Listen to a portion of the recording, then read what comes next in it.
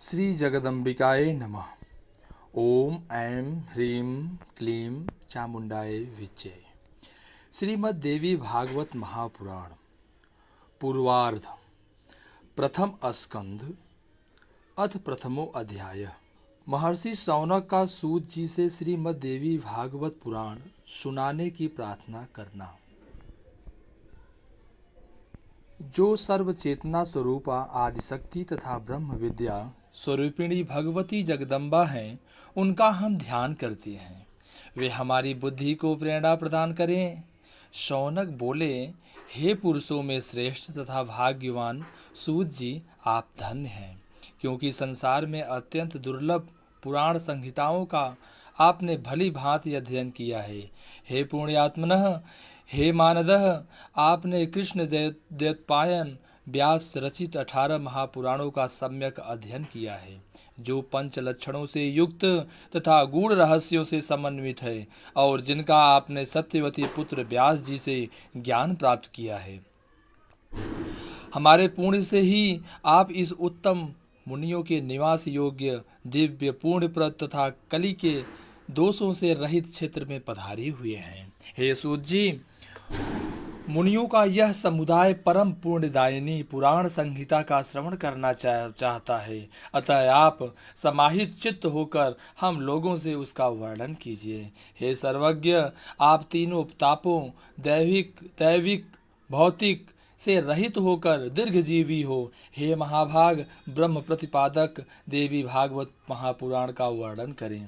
हे सूत जी, जो मनुष्य श्रवणेन्द्रिय युक्त होते हुए भी केवल जीवा के स्वाद में ही लगे रहते हैं और पुराणों की कथाएं नहीं सुनते, वे निश्चित ही अभागे हैं। जैसे क्षणरस के स्वाद से जीवा को आहाद होता है, वैसे ही विद्वजनों के वचनों से कर्णेंद्रियों को आनंद प्राप्त होता है। जब कर्णहीन सर्प भी मधुर ध्वनि सुनकर मोहित हो जाते हैं, तब भला कर्ण युक्त मानव यदि कथा नहीं सुनते तो उन्हें बाधिर क्यों न कहा जाए। अतः हे सौम्य, समाहित चित्त होकर कथा सुनने की इच्छा से सभी द्विजगण कलिकाल के भय से पीड़ित हो इस नैमिषारण्य में उपस्थित हैं। जिस किसी प्रकार से समय तो बीतता ही रहता है, किंतु मूर्खों का समय व्यर्थ दुर्व्यसनों में बीतता है और विद्वानों का समय शास्त्र चिंतन में जाता है। शास्त्र भी विचित्र प्रकार के तर्क वितर्क से युक्त है, यानी पुराण 3 प्रकार के तथा शास्त्र विविध प्रकार के हैं, जो नाना विधि वाद विवाद तथा छल प्रपंच से युक्त है और अहंकार तथा अमर्ष उत्पन्न करने वाले हैं। वे अनेक अर्थवाद तथा हेतुवाद से युक्त और बहुत विस्तार वाले हैं। उन शास्त्रों में वेदांत शास्त्र सात्विक, मीमांसा राजस तथा न्याय शास्त्र तामस कहा गया है, क्योंकि वह हेतुवाद से परिपूर्ण है। इसी प्रकार हे सौम्य, आपके द्वारा कहे गए पुराण कथा भेद से 3 गुणों वाले तथा 5 लक्षणों से समन्वित है। आपने यह भी बताया है कि उन पुराणों में यह श्रीमद् देवी भागवत 5वां पुराण है, पवित्र है, वेद के समान है और सभी लक्षणों से युक्त है।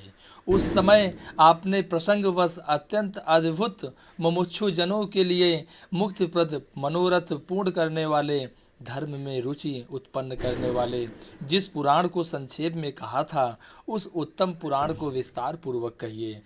उस दिव्य तथा कल्याणमय श्रीमद् देवी भागवत पुराण को हम सभी द्विजगण आदर पूर्वक सुनने की इच्छा रखते हैं। हे धर्मज्ञ, गुरु भक्त एवं सत्य गुण से संपन्न होने के कारण आप कृष्ण द्वैपायन के द्वारा कही गई इस प्राचीन संहिता का ज्ञान प्राप्त कर चुके हैं।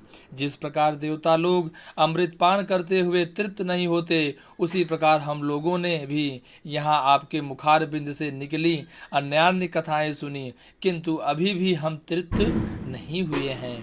हे सूत जी, उस अमृत को धिक्कार है जिसके पीने से कभी मुक्ति नहीं होती, परंतु इस भगवत रूपी कथा सुधा के पान से जो मनुष्य शीघ्र ही भव संकट से मुक्त हो जाता है। हे सूत जी, अमृत पान के लिए जो हजारों प्रकार के यज्ञ किए गए हैं, उनसे भी सर्वदा के लिए हमें शांति नहीं मिली।